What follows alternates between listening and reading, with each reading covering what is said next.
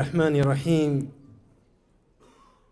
والصلاة والسلام على رسوله الكريم سيدنا ونبينا محمد وعلى آله وصحبه أجمعين. نشهد أنه بلغ الرسالة وأدى الأمانة ونصح الأمة وكشف الغمة وجاهد في الله حق جهاده حتى أتاه اليقين. ثم أما بعد، waxaad moodaa inaanu daalay oo raggii idinka horeeyay baan wixii aanu haynay baanu ku afuufnay laakiin biidni illaahi subxaanahu wa tacaala waqtiga gaaban aynu wada joogno bifadli illaahi wa minanihi bal waxaynu eegaynaa aynu ka wada hadli karno. waxaan jeclaystay markaa inaan idiin dooro mowduuc muhiim ah oo marka xaqiiqada la eego mowduucaasi wuxuu khuseeyaa jaaliyadda Soomaaliyeed bishakli khaas, laakiin waa amar caam.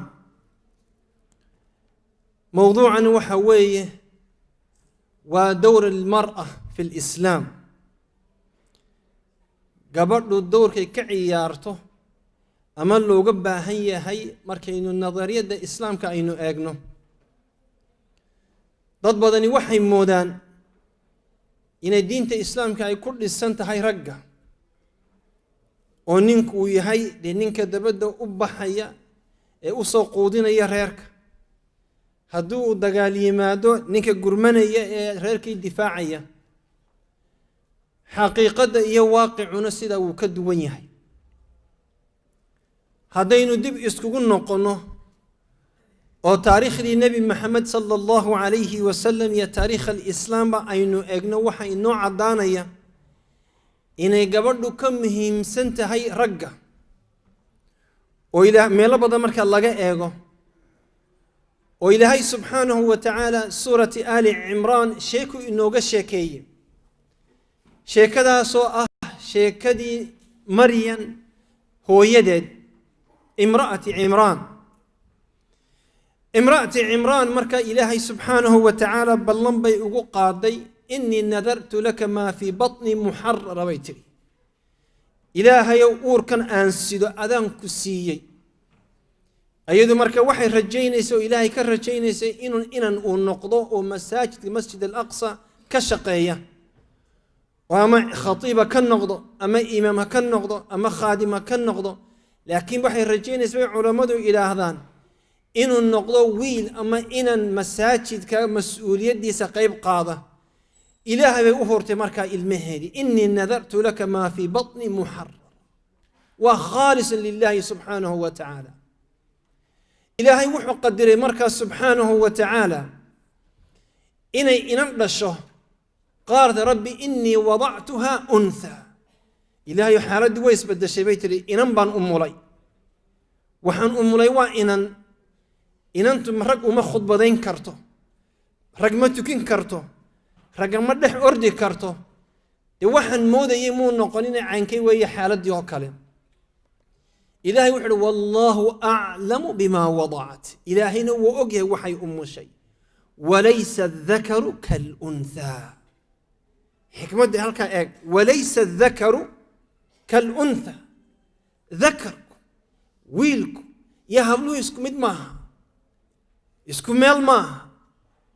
waayo marka la eego meelo fara badan inanta ayaa ka faa'iido badan wiilka. marka waxaan doonayaa maanta badoorka ay gabadha muslimadii ay ku leedahay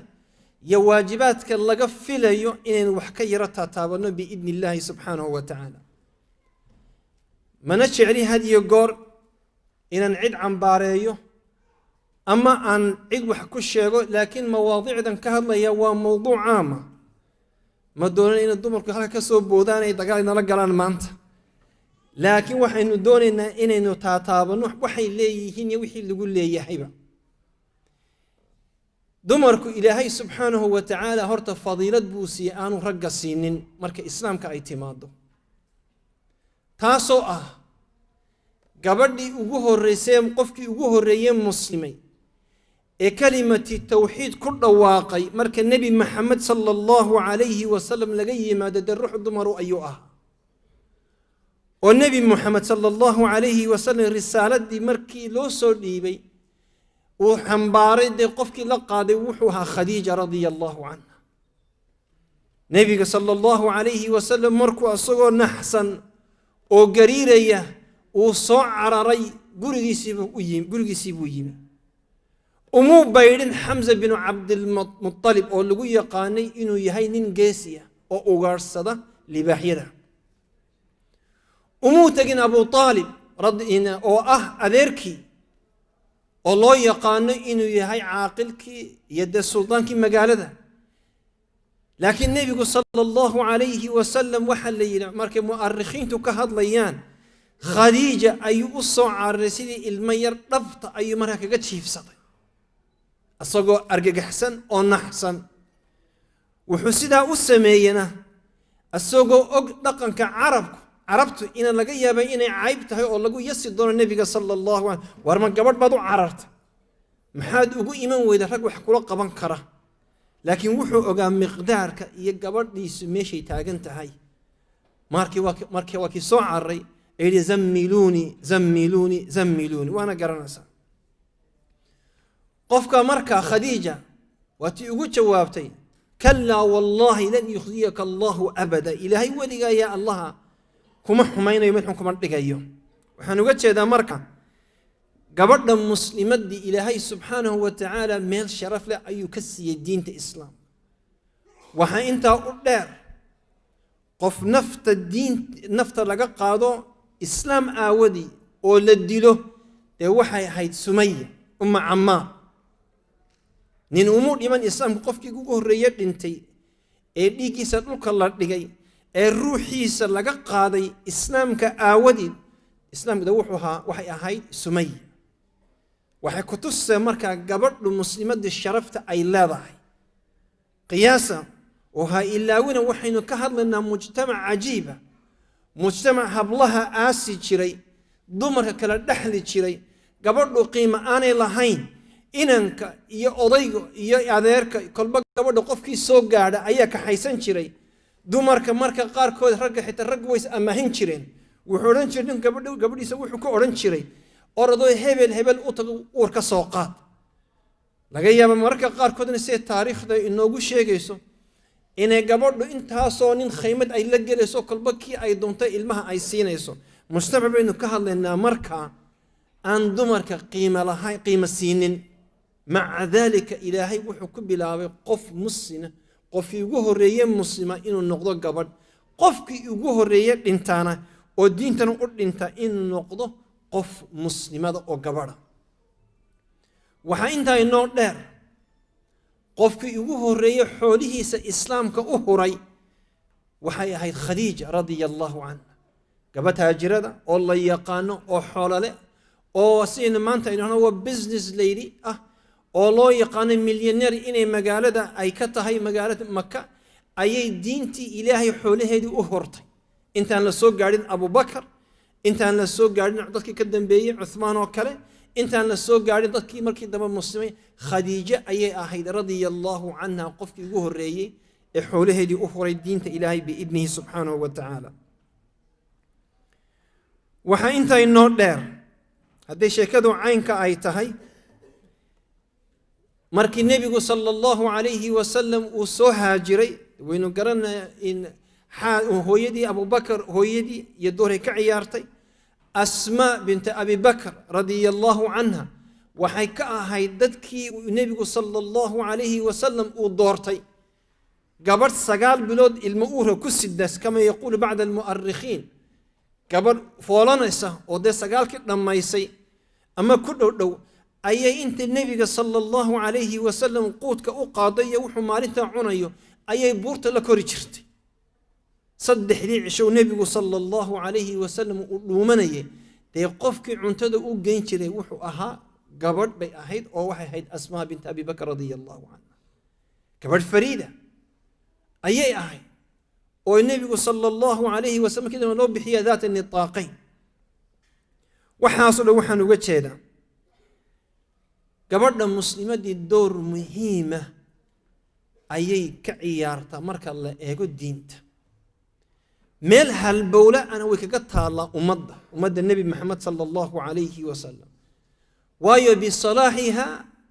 hadday gabadhu hagaagto bulshadu way hagaagaysaa hadday gabadhu fasaaday xumaatana waynu taaban doonaa bulshaduna way xumaanaysaa gabadh la odhan jiray Sulaym oo dhashay Anas bin Malik bal xikmadeeda lagu tusaya waanu naqaan qisadeeda meer badanna waynu ka maqalay culimo fara badanna waynu ka dhageysanay Sulaym xikmadeeda bal eeg nabigu sallallahu alayhi wasallam markii uu soo haajiray oo la soo qaxay ayay waxay aragtay raggiyo nabiga sallallahu alayhi wasallam hareeraha ka fadhiya cilmigii bay ka qaadanayaan diintii bay ka baranayaan taqwadii bay ka qaadanayaan nabigii bay sallallahu alayhi wasallam hadii goor la fadhiya way u tii markaa nabigii ayadoo ilmaheedii yaraa wada ilma yaroo 10 jira ayay wada ama culimadu yiraahdaan 8 jira ayo la yiraahdo Anas bin Malik Anas bay keentay way u soo badashay way soo qurxisay waxay tiri yaa rasuulallah ha ku shaqeeyo kan yari ha ku shaqeeyo ha ku caawi qof gacan yara wad u baahantay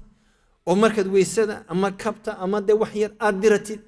oo de hadaad wax arrimo waaweynada saxaabada aan doon inaad aad u diratid kan yar u diro yaa rasuulallah una ducee bay tiri una ducee nabigu sallallahu alayhi wasallam uu duceeyo wuxuu yiri ilaahay umrigiisana dheere rizqna si ballaara caruurtana u barake Anas uu yimaada habeenkii nabigu iska aqfaliya waa ilma yar Sulaym marka waxay tiraahdaa ilmaheeda waxay ku tiraahdaa war ii war maxaad nabiga ka baratay sallallahu alayhi wasallam cilmigii marka maalintii oo dhan uu dhageysanaya ilmaha yar ku dhacay ayuu habeenkii hooyadii u gudbiyaa waa hooyo xakiimada oo cilmi iyo aqli ilaahay subhanahu wa ta'ala siiya hadaynu noqono dib taariikhda ummadda islaamka waxaad arkaysaa ummadda islaamku waxay ku dhisnayd dumar waayo culamadan aynu dhageysano oo dhan horta dumar baa dhalay waa koow laakiin ciddii soo ababisay ee maalintii ugu horeysay ku canqarisay cilmi iyo taqwo iyo cabsi ilaah aabbaha muu ahayne wuxuu ahaa hooyada ayay ahayd إمام أحمد بن حنبل وين كشكين يا أما ميت بايدين تابن كراي إمام أحمد بن حنبل وحكر الشيء غير أهل العلم لكن فقراء هو أبيه مركا وردنتي هو يدي مركا يعني قبل المسلمات الدور كعياري كرتا أيا لقو تصي هدي أي صالحات أي تهي هو يدي مركا أنت يسوق حيسا المهير أي لصو قدي شرتي وقدعر ومدو مقالد السيدين ده ليلة سيدا وموضة شدنا كموضة هلاعيان وصغلح المه يرابي كانت مساجد كنت لا أدمين مساجد كي سوق اللي سهل كافر يسبيت هذا حق الضمر كيف فريستا صلاة الفجر بين لسكتا المه هذا مركو صلاة الفجر يتدا معلن كيو وحولي قضبا مركو المه يركب أو يروي نادي أي هبينكي قريقة يقول أحمد بن حنبل أساقا يسكهد ليا أنا ير أي هو يدي أوران شرت قريقة عديقة أننا قريقة عديقة أو إمامة قريقة عديقة أو الشيخة سنين أحضر سي شيخني ما نور الدقن سنين عالمة أو تقوى له وبيهيف قريو دي أخلاق هلقو أركو قيام الليل يوران شرت أدوكو نتوكي عديقة بايلين إمامكي قريقة هو يوحل هو يدي مركانو الميرة أيدقى قرآن بدن وإيجا علم بدن إلا هو نوع من التربية أي إيشوشين شرت سوين شرت أذوقه صلاة إنه بلو وحيد مركان يروي نادي أيان هو يدا أنت سوق جاري مرحلة دي من ضعف مركان دبوي حورين شرتي هو يأذوق الصي وضع نوان داري وسكسي حن شرتي هو حكمة مركو اللي يتوبن شر نقدر واحد تري أرضه كتك ماشي علم الدون يدين وهويو سبحان الله إمام الشافعي سيدا سلك يتيم بأصنعها إمام مالك مالك بن أنس مركو يرى أيه ويدي أسو أنت سو قبته أسو بدش مريه علماء زي العلماء هيئة العلماء بيقصوا بدشي وحي كتر اذهب وتعلم من ربيعة الرأي وخذ بخلقه قبل علمه وفي رواية وخذ بأدبه أو من أدبه قبل علمه أرض بيتري بح لفرس ربيعة الرأي وعالمك مركب مدينة شوقي إذا تكبر أنت عن العلم جيسة كبرانين وتوجيه هو ينماء وحكو تسسى مركب دورك هو يدو ميش وكتاقين هاي تربية أمضى إمام ابن تيمية وين نقلنا أحمد بن عبد الحليم وابن تيمية ومركز تاريخ أمضى لأيغو لغاية مدى صحابة النبي صلى الله عليه وسلم عالم لغو قياسي كراه الله أوران كرا نكن إسكو علمي بيهنو إسكو فهمي بيهنو إسكو درجات بيهن مجرو وهانين عالمة أو بليغة أو كاتبة أو مفوهة أو جميع المذاهب كوقت قاعد شري يقانة أو متقنة أو مجاهدة أيها ولا يخاف ولا تأخذه في الله لومة لائم نين لمدي موتشرين وحنبارسي مقعي أيدي وابن تيمية لما إلى هذا أحمد بن عبد الحليم لقيا به قارب بدن هذا ما وهلك فردي هدي أن ويدين لا وابن تيمية مقعي عيسى بل مقعي عيسى شاقة إن قارب بدن كل من لها يعني كبيح الحين أي لقيا به مقعين أن قانا وتيمي وابن تيمية وايو أيدي أيال الأورنشري تيمي أو عالمات أهين مركي لا أركي الميرو النابي غدا أو وحيلو ديبا حفظية أو ما شاء الله تقية أو إلهي سبحانه وتعالى كعب صنية أو علم حنبار صن أيال الونيو المهاسي يلمديها سار أيدي سار دوح الله بحين يا ابن تيمية البخاري ولمد سفيان الثوري ولمد هديان إذين سوق سعد الليث بن سعد ولمد علماء حسن البصري ولمد سعيد بن المسيب ينتيسو ولمد يعني هدين ما أنت قلها كان أينو تاجنونا أينو سنهنا تريجريا أما حس علماء دي أي هو ينكت سوكوريين أما أي أثر كلها هين مرة ما ينو وحنوجه هذا مركان هو يدو الدور كي كل هان كرتو المه يدور كي كعياري كرتو جالية المه مركا هدوي هاي المه الصالحة وهو يهجاكسني أي الشيء وحن في ليا مركا إنه أمدو أي كفا إليسته أو أمدو أي لحشوحي أي هو يدي كشبطه إنن يا إنن أيقو يسكم ديه شيكي يربع بعد كده وذا منقشين كصاب السنين سعيد بن مسيب رضي الله عنه ورحمه ننكاس وحوها نين تابعية ولكن عالمة وأمدو أي آدياد قدام بيسو شرفنا انت سأوقف في الليل لكن وحلوغو أبتريا قبل وقبه إنو دالي أبو هريرة رضي الله عنه انت وحا أقدر إنن أيو إلهي سبحانه وتعالى أوسيي قرح يا أخلاق يا علم بله أمير المؤمنين iyo caruurtooda iyo dadka umarada ay dadka xoolaha leh maalin walba mid bay soo diraan waxay dhaw bal inanta nasiyo inankaan u guurine wuu diidaa ma dooniyay mar inantayda inan meel fitna ageeyo waxa markaa la soo sheegay nin ardadiisa kamid oo dhalinyaro Abdullah ibn Abi Wadaa'a la oran jiray ayaa 3 cisho ayuu ka maqnaa xalaqadii maalintiidna ayuu yimi سعيد بن المسيب مركي حلقة دوي دماتي بكوي ورمحار داعي صدح شكمان أرجع محار داعي وحولي يا إمام بويري قبل يبقى يقول دماتي حاس كان قبل أيار دماتي خيركي خير حاس مركار إن أنت قبل يبان آسيي ده حاس كيبان آسيي صدح داعي شوان مشغول بانها يقرها لي هاو وحولي ورما قرصت السلام يمكن أورانا يان بلا وحي كاس موش عليهم بالأورانا يمكن مركان ما قرصت بويري صدق شاك سوى ريكتي خير ميالت وحولي يا إمام بويري ومن يزوجني يا يقولين يا بنين فقير بانا يا يقولين الدنيا صدح دينار يوم صدح درهم أيام كلا يا هيبا حولو أن شيكتو وإن أنا نقول جد فريستو أن يرد يا مهر يا أراس وحاسس ما بتشيران بويري يا إي قورين يا إنانتيسا وحول عنيك كور هذا كو قوريا إنانتيدا فاطمة بنت سعيد وحول ما أرجع حبرت واي ميان نحا مسوان فرحة مشاكي باي وحن وذاتكم يروا شيء مسح وحكوها الله يا حقيقة إيه مهري بولي وايه الله بو ياري مركا وار مرخاتي كالنقضة إن ننكر إن أنت لي أنسيي وحو يلي مركا وحان هاي فقير كحيان سعلوك شيل ما يسبو يلي وانا صومنا قولي جيبانا نسكتا وسكسو أفر وتالتو كدي وانت كي قولي جيبانا نسكتا أفر وحو يلي مركا قرص يرو روديو أنجيجن أنسليد أنا كل قيا وحكي لقولي جيما يالان بو يرو ملحو أنجيجن أيا الباب كلا قراع فقلت من وكما قال سعيد وسعيد بويري وحول السعيد وانا أقاني ويقصر دعي بويري ترى ما سعيد هبل با مسوى سعيد هبل مسوى ننكا سعيد بن المسيب مويان وايا بويري أفرت الصنادات وحين هاي العادة يسو إنه عشاي وتكدو وقرقي سأوتو عيد لمو هاد الجر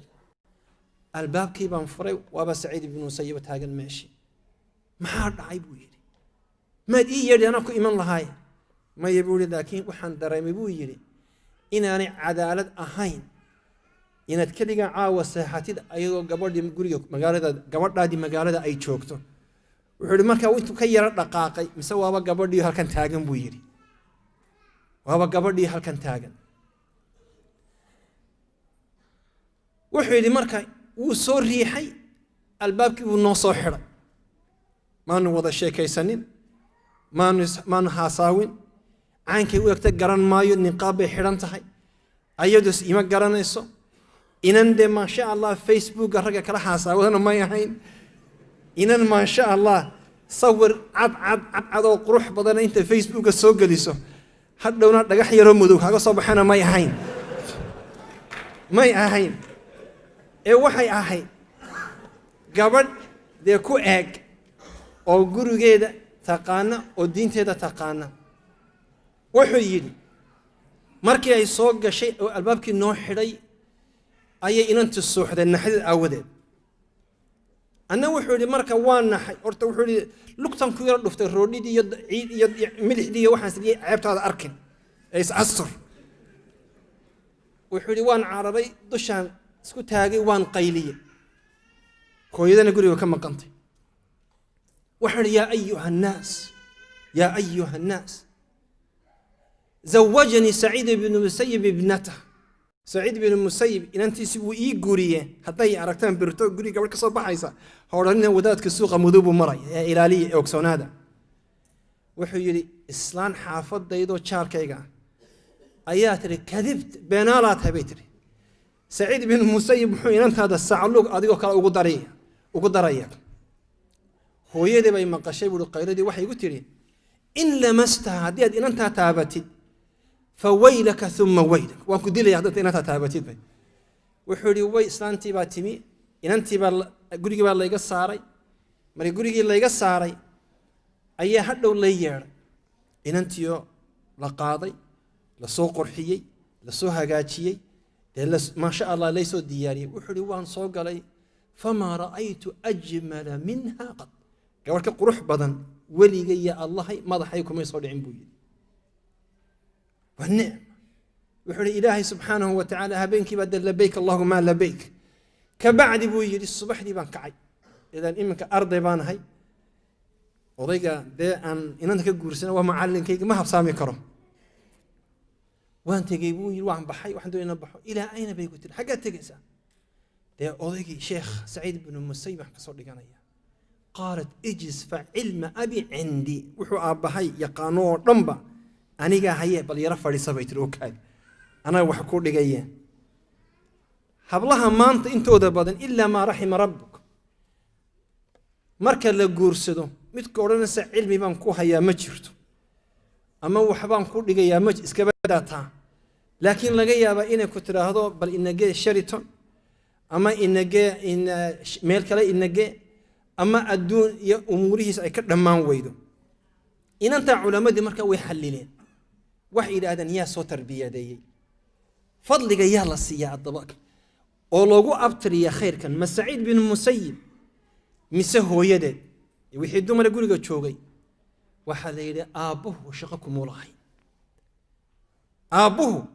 waayo aabuhu markuu guriga subaxdii ka baxo masaajidku fadhiista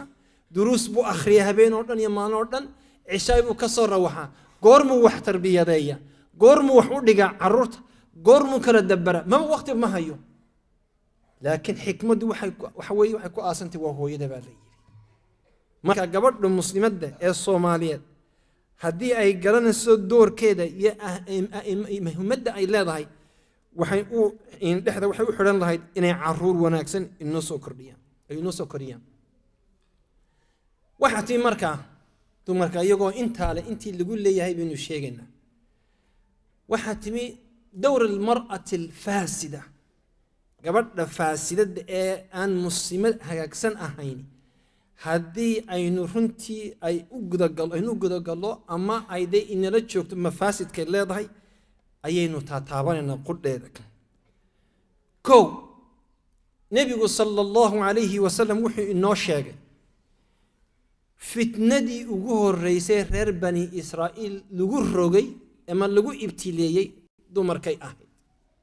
ina awala fitnati bani israa'iil kaanat fi nnisaa dumarkii markay u taag heli waayeen oo dumarkii reer bani israa'iil ay qaseen bay ilaahayna subxaanahu wa tacaala reer bani israa'iil uu rogay gabadhu haddii ay saalixo tahay mujtamaca way hagaajinaysaa haddii ay faasida tahayna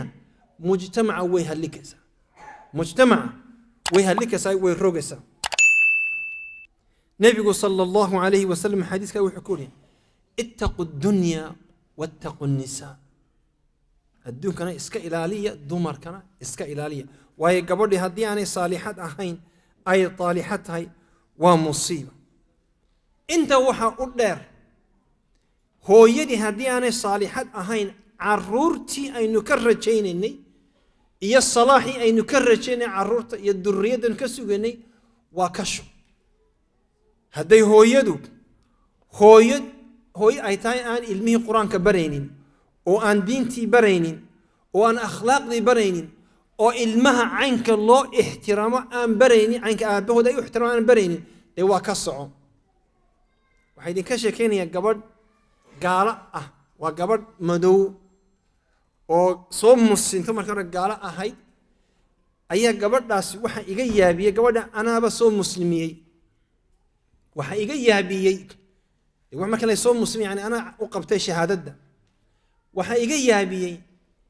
gabadhani siday ninkeeda ula dhaqanto nin baan u guuriyey kaloo madow African American waxaan deganay markaa Maryland meelado oo Mareykanka ah ninkii markaa wuxuu igu yiraahdaa Saciid imaan buu dhahaa gabadhu waa cajiib gabadhu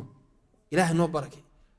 dumarka African American waxa lagu yaqaan dumarka madmadow soo muslimay Mareykanka degan inay taf yihiino ay adag yihiino taagan yihiino ninka halka hadii goor ay ka jiraano oo laga aawdo bileysto ninkana gabadhiisa wuu amaanaya waana aad buu ugu faraxsan yahay inantii baan u yeeray ii waran baan ku waxay tiri caynka ninka loola dhaqmo ninka caynka loola dhaqmo waxaan ka bartay hooyaday haye waxay tiri hooyaday waa hooyada gaala ayaa aabaheedoo gaala hooyaday bay tiri markuu aabahay yimaad intaanu imaanin bay annakana sii diyaarin jirtay way noo sii mayli jirtay looshin bayna sii marin jirtay wayna sii qurxin jirtay cadar bay noo sii marmarin jirtay annakoo diyaara oo aad moodin inaan daa aroos tegayno xaflad aan tegayno qurqurux badan oo naloo sii meelo naloo sii subkaba aabahay yimaada markuu jeliska uu alba maftaxa ku dhufto ay tiraahdo dusha kora yaa waxay tiri marka aabahay hooyadii halkaa tuwal baa u saaran aabahay kursi baa albaabkay u dhigtay bay tiri kursigii bay ku fadhiisisaa kabahay ka bixisaa mariyihii uu xidhnaay sare ka bixisaa tuwaalkiina way siisaa waxay tahay musqusha galo soo meeyo alaabtiisii bay tiri markaa musqusha ayay u taallaa markuu ka soo baxo uu musqusha ka soo baxo cuntadii oo diyaara ayuu u yimaadaa 2 saacadood ayuu asagu nastaa ama uu raaxaystaa maruu cunto cunayo maruu hooyo la sheekayso 2 saacadood ka bacdi baa nala siiyaa bay tiri idniga inaanu aabbahay u soo degno markaasaanu soo degnaa saanu la ciyaara aanu dhudhunkana hadhowna saytaa orda daba seexda aabihiin berto uu ka lahayaa ixtiraamka markaa ninka caynka loo ixtiraamo waxaan ka barta hooyaday ka bacdina waxaan akhriyay sunnadii nabiga sallallahu alayhi wasallam caynka ragga loola dhaqmo ayaan bartay waxaa jira rag fara badan oo halkan aan maanta hadlaynin oo sida fiidmeerta guriga ka warwareega oo meelaha maana dhammo maqaaxibu ka soo sheekaynaya halkan buu kalba halka mar buu hebel leero tagaya hebel baan meel geeyay buu oranay inta wuxuu sugayaa inta tii ka seexanayso wogtay ilaahayo tii bas on dheh wuxuu sugayaa inta tii guriga ma sha Allah ka seexanayso waayo wuxuu ogyahay markuu jidh guriga soo galo inaan lagu bilaabayo maxaad qabatay xagaad tagtay maxaad samaysay dagaal buu marka u diyaar yahay dagaal wallahi mid wuxuu igu yiri qaylan guriga marka albaabka sidaa u fura waxaad moodaa buu inay aniga isugayso markan albaabka sidaa u fura waa ay soo fatahda ayadoo qaylansan ka seexdaa buu yiri ayadoo qaylansan waan soo toosa saanaha buu tara habeen isku xaal dhimay qaylanaysa mise way nasatay waxa looga jeedaa marka caruurtii ka waran marka caruurtaadii wuxuu leeyahay caruurtii ima ixtiraamaan ima maqlaan igama dambeeyaan waxba igama dhageystaan waxay ku tiraahdaa saaqid sida abaha saaqid ha noqon ku tada caruurta orda wax akhriso bilaa macnaha orda wax akhriso wadumarka laga aawdo bilaysto gabadhu saadani ay saalixadan oo aan ay faasida tahay reerkii iyo bulshadii way gubaysaa waxa masaa'ib ah oo annaka lagu ibtileeyay ilaahayna subhanahu wa ta'ala haydin ka badbaadiyay fasaadka gabadha waxa kamida dumarkii inay baxayaan miya aragteen dumar habeenkii guuraynaya miya maqasheen wali waxaanu u naqaanay gabadhu hadday cishaay markay cishaay wixii ka dambeeyay haddii aanay khayr ku maqnayn inay ceebtayna gurigeeda ka maqnaato gabadhu annaka waxaa ilaahay nagu ibtileeyey dumar doonayna habeen oo dhan soo jeedaan war ma security ba maxaa xaggaa la tegayaa aroosya la samaysanaya xafladu weekendka aanu aroos jirin ayaga is casuumaya ilaahay noo barakay dumarka waxaynu naqaanay dumar ma sha Allah ilaahay subhanahu wa ta'ala hayna wada asture dumar gurigooda u soo hoyda masaa'ibka imika annaka xaggayaga waska marka la eego na haysta waxa weeye gabadhi waxay doonaysaa inay habeen oo dhan ama waa xaflad ama meelay ku soo sheekaynaysaa qaar baad habeenka aad mooday night shift galayaanba ilaahayna wuxuu nagu yiri quwa anfusakum wa ahliikum ilaahay wuxuu nagu amray inaynu inaku iyo dumar reeraheena inaynu badbaadino ninkana waxa lagu amray wa'mur ahlaka bis-salati wastabir alayha reerkaaga waxaad ku amartaa inay tukadaan una sabr meelay ku taalo quraanka ma jirto gabadhaadu habeenkii ha guurayso una sabr ma jirto meel xadiisna kumaan arag aayadna kumaan arag meel ay shariicadu dumarka u ogolaanayso inay meelaha habeen oo dhan ay sida fiidmeerta ay lugeeyaan oo aroosiya ka soo tumaana ama ay ma jirto gabadhu marka gabadha muslimadda ah waxa laga filayaa inay ilaahay subhanahu wa ta'ala ka cabsato oo ninkeeda iyo reerkeeda ay dar yeesho gabadha saalixada waxa lagu yaqaanaa inay dar yeesho reerkeeda iyo ninkeeda waa taqa xadiiskii Umm Sulaym wada maqashay Umm Sulaym waxa guursaday nin baa guursaday ansaarta ah ilmay isu dhareen ilmihii baa ka xanuunsaday ilmihii baa markuu xanuunsaday wuu dhintay ilmihii odaygiyo maqan ilmihii bay aastay reeshaqadii bay dhammaysay habeenkii bay isu diyaarisay ninkeeda way cashaysiisay ninkeedii bay isu diyaarisay markii wax walba dhammaadeen bay tiri ka warran bay tiri hadduu qof ammaano inagaga tago haddana uu ammaanadiisii uu la noqdo inaynu ka xumaano aynu ka xanaaqno ma waajib bay nagu tahay dee may ammaanada celi buu yidhi maxaa ku waalay waxdaba ilaahay ammaanuu ina siiyeyo ammaanadiina wuu la noqday ilmo yaroo ammaano uu ina siiyo ammaanadiina wuu la noqday wuu xanaaqo wuxuu yidhi maano ilmahayga dhintay ayaad isu kaysay qurxisay ee cashaysiisay ad waxaad uu cadhooday waabuu duday nebigiibuu u tegey sala allahu calayhi wasalam waa nin dudaya markaa gabadhii caynkaasay umma sulaym caynkaasay igu samaysay buuhi yaa rasuul allah wuxuu ihi nebigu sala allahu calayhi wasalam way axsanad way hagaajisay arrinta ilaahayna xalayto ilmo ayuu idinka abuuray culammadu waxay dhahdeen ilmahaasi dhashay habeenka ilmaha ilaahay abuuray markuu dhashay uu weynaaday horta 10 inan oo xaafida ayuu ilaahay siiyey khayrkii adduunka iyo aakhirana wuu siiyey ilmo saalixa buu ahaa ilmo saalix ayuu ahaa dadka meero fara badan ragga Soomaaliya waxay ka ashkatoodaan waxay yiraahdaan dumarka iyagu waxay isqurxiyaan oo ay isdiyaariyaan waa marka aroos la tagayo soo dhab maaha iska qeyrta dumarka idima arkayaan iska qeyrta idima arkayaan gabadhaynu dumarkeen haddii ma sha Allah habeenka aroos jiro dirici ugu dambeeyay dahabka meel allaaliya meel ka keenan garan mayne way iska lulaan dumarku berigii hore waxa la yiri dacas bay sadhici jireen inta ismariyaan baa la yiri bahalkii maxaa loo jiray mayba berigii dambuuyin borderkii imika gabadhu makiyash bay tagaysaa salon bay tagaysaa timahay soo feedaysaa waysa soo qurxinaysaa caynka gabadhii xural cayn moodid ayaa ka baxaysa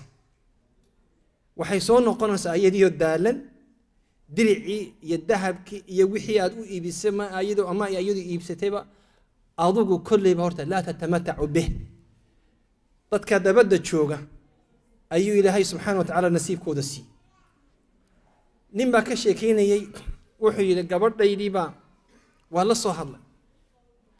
waxaan ku idhi caawa wayna la casuumay diyaar garow casuumad ayaa caawa jirta diyaar garow wuxuu yidhi gabadhii baan u imi makeup bay isa sii marisay way isa sii qurxisay xamuurad bahalkii indhaha maxay xirriba beena oo aad moodid kuwii gorayada in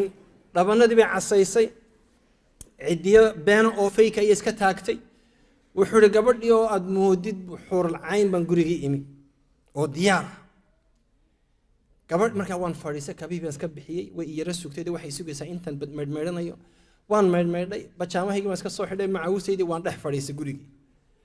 waar maxaa dhacay bay tiri miyaanaynu baxaynin wuxuu yidhi maanta innaka iscasuunay innaka ayaa iscasuunay oo waxaan u darsaday wuxuu gabadhaydii quruxda badnayd inaan mar kale arka ayaan jeclaa marka ilaahay ku barakay waad qurux badan tahay sida inoogu joog buu yiri waxay tiri ma ka dhabba haa buu yiri oo kaftan maaha kaftan wuxuu yiri inta sidaa tiri ayaa wixii ay dibnaha marisay iyo wixii ay dhabanada marisay iyo wixii indhaha marisay ba sidaa isku dhamboqday buu yiri ifriidar ba ka soo baxay buu meeshii ilan colorol buu leeyahay عفريد ير هاي كوب كذب قويت المركة وايكن هاي كوب كذب قو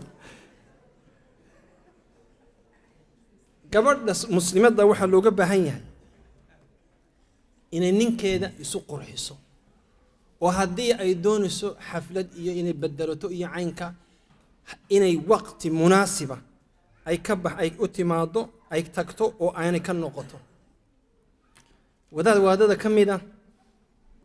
wadaadada kamida ayaa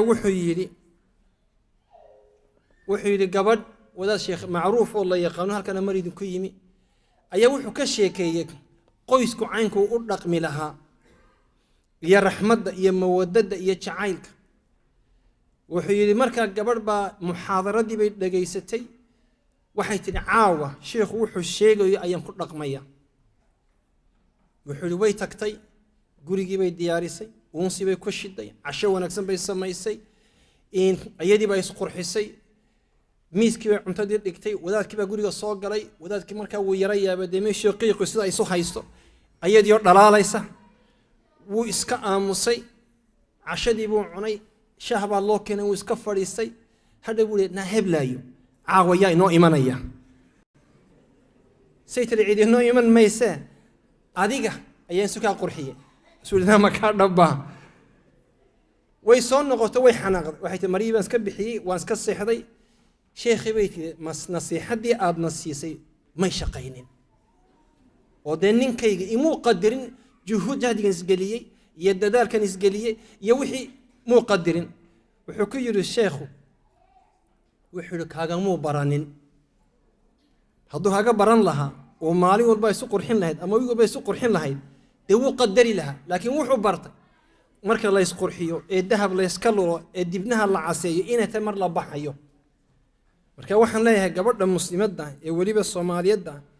inay ilaahay subxaanahu wa tacaala ka cabsato oo ay ka fogaato waxyaabahaas oo kale risaaladii loo dhiibana inay fahamto waxaan ku soo gunaanadayaa marka kow rag iyo dumar borta inaan ku dhaqanno bikitaab illah ina kitaabka ilaahay lagu dhaqmo ha uguna horayso alqawaama ilaahay qur-aanka wuxuu ku sheegay oo wuxuu yidhi alrijaalu qawaamuuna cala annisaa alrijaalu qawaamuuna cala annisaa qawaamaddu markaa waa maxay inuu ninku uu noqdo madaxii guriga maaha inuu noqdo jeeniga ama dabadhilifka maaha waa madax waa qofkii mas-uulkii guriga waayo yowma alqiyaamaha waxaa la weydiinayaa mas-uuliyadda guriga waa ninka isagaa lagu horreysiinaya waxaa lagu horreysiinayaa gabadhaadu xaggay tagtay inantaadu xaggay tagtay carruurtaadu maxay cuneen maxaa gurigaaga ka jiray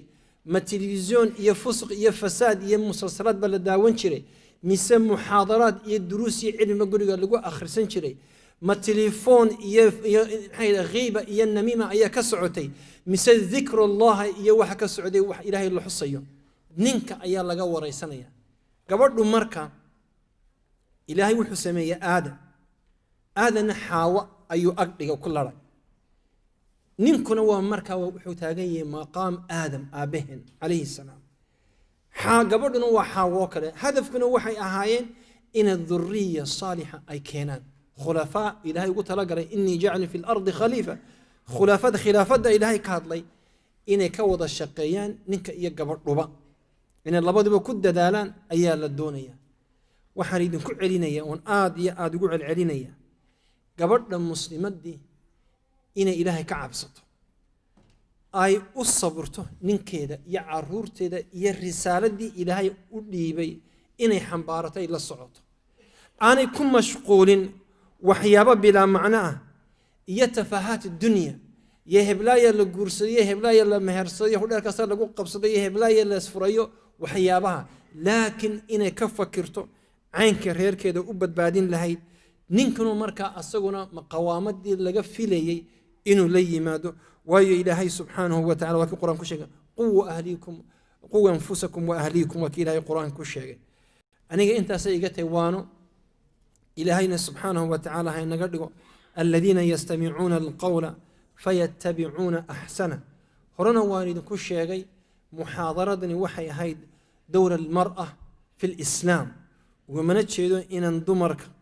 la cambaareeyo ama ragga in ziyaada ah la saaro ragguna tooda way leeyihiin dumarkuna tooda way leeyihiin insha allah marka dambena wada hadalna waxaa laga yaabaa inaynu waajibaadka rag laga hadlo oo waxaan arkaa aniga aad iyo aadan u arkaa ninkii horta geedkii nin la odhan jiray wuu dhammaaday xagga iyaga wax rag la yidhaahdaa ma joogaan waan aad ba ugu yari حقوق ذا ودن كيجو أفر درجة دود وية احترامك أفر درجة دود وية احترامك وجوه الرية وحوية وحلاسية يا حقوق ذا وجوه الرئيسة وحلاسية والدمرك حقوق ذا اللباد احترامك اللبادنا وحلاسية وعرورت تصدق حد محاو ملاينسان وأيجا يبي صدها اللاسية حقوق ذا أفرادنا وحوية رق أيا اللاسية مركا رقي كسو سعودي هورتا يوروبيك أنوغو إيمانيا مرايكن كو دي أهلا وسهلا عنك سانو كنو اللي هورتا هداتي عشين أن برفوركا قشانا رسول قشانا دي أهلا وسهلا هديك دا قوامدنا يا شرفتنا يا عزدنا إلى هاي إذن سيي في أراضي المسلمين تا نعميستا تا هلا نعميستو مركا رقنا مالي مال الله حالي الدونا لكن محاضرة وحي كسابة سنة دمركا ولله الحمد والفضل والمنة سبحان رب العزة عما يصفون وسلام على المرسلين